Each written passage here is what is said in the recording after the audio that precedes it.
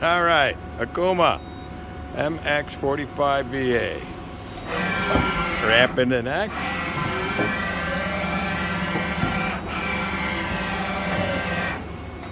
Z.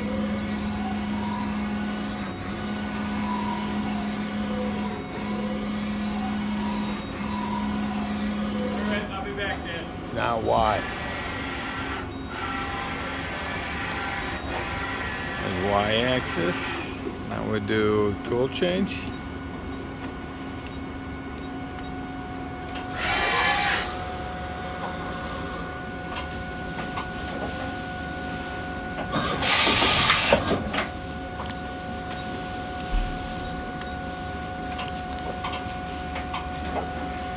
And here at finding a tool. This is a 2008 machine.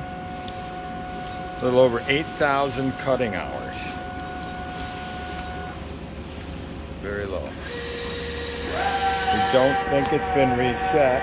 2,500. 2,500. 5,000.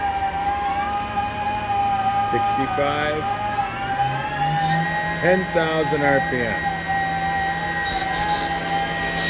Can you hear that over that grinder in the background? Okuma MX-45VA 2008 OSP 700M control.